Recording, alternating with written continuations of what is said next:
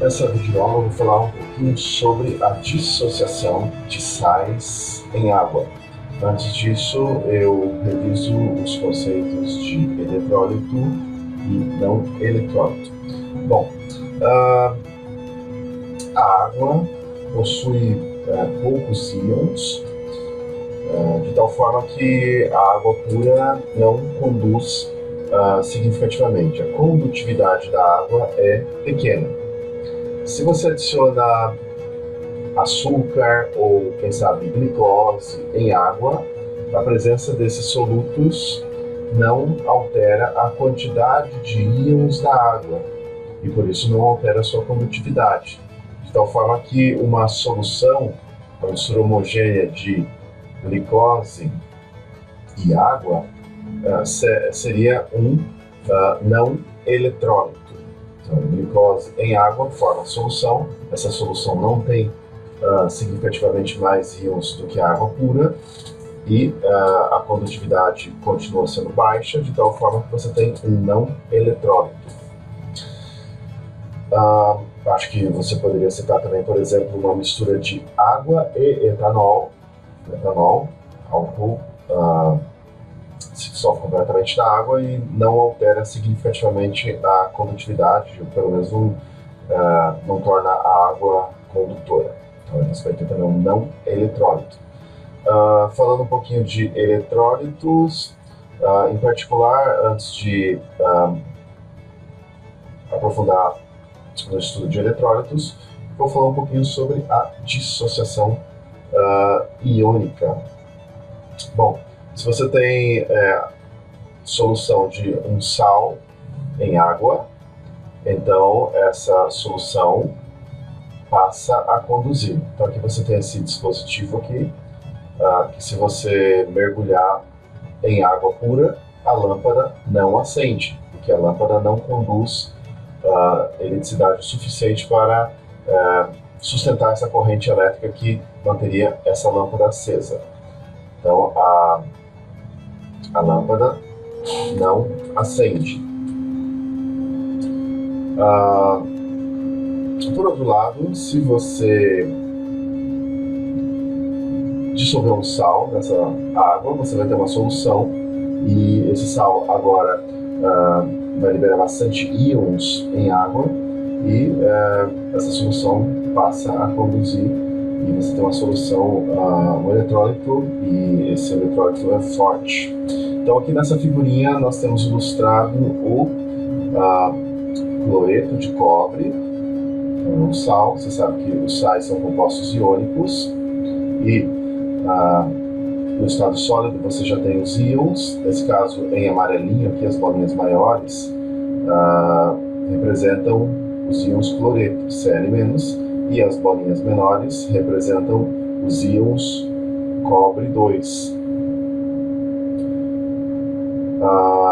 Quando você coloca esse sal em água, CuCl2, você sabe que ele é um sólido, CuCl2, sólido, você coloca em água, as moléculas de água se encarregam de separar os íons e mantê-los separados. Então você vai ter Cu2+, aquoso, mais 2Cl menos aquoso. Essa é a equação que representa a dissociação eletrolítica do cloreto de cobre. Então, o que acontece é que as moléculas de água são moléculas angulares. O oxigênio das moléculas de água tem dois pares de elétrons que não foram usados no processo de ligação química.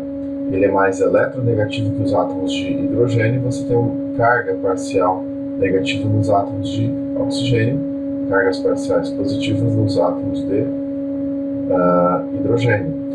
Quando o cátion está no meio aquoso, então as moléculas de água se encarregam de rodear esse cátion,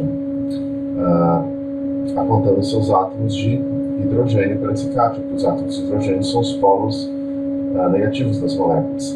Aqui nessa figura está melhor ilustrada. Você vê aqui, ó, o cátion, que é esse íon pequenininho aqui, carga positiva, ele é rodeado por moléculas de água.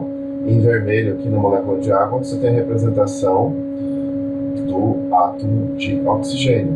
Os ânions também são rodeados por moléculas de água e, no caso, como o ânion tem carga negativa, as moléculas de água apontam seus átomos de hidrogênio. Então, isso aqui é o que se chama de solvatação. Então, você coloca um sal em água,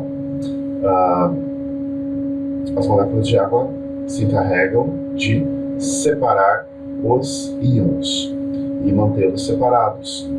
E aí, por exemplo, você tem lá cloreto de sódio, NaCl, o sal de cozinha, você sabe que é um sólido, você coloca em água, H2O, e aí você vai ter lá Na mais aquoso, mais Cl menos aquoso. Esse símbolo Aq, então, indica que os íons estão solvatados, envoltos por moléculas de água. Uma aluna me perguntou a diferença entre esse índice líquido e aquoso. Olha, nas condições ambientes, nós temos, por exemplo, água, que é líquida, ou etanol, que é líquido. Quando você coloca um sal em água, ele se dissolve. Ele não vai ficar líquido, ele vai ficar solvatado. Então, se você tiver, por exemplo, NaCl, aquoso, quer dizer que você dissolveu o sal em água. É equivalente a você dizer que você tem lá íons sódio solvatados e íons cloreto solvatados. Então, os íons ficam envoltos por moléculas de água. Se você quiser NaCl líquido, então isso é uma coisa completamente diferente.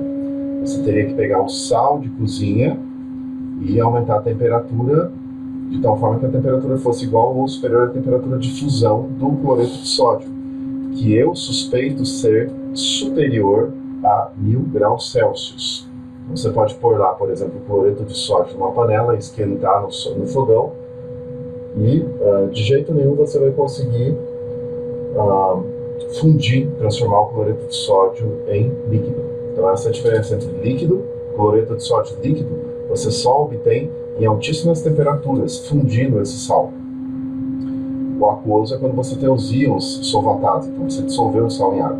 Para você escrever a equação de dissociação iônica, você tem que pensar que isso é meio que uma engenharia reversa das aulas que nós tivemos sobre formação de sais.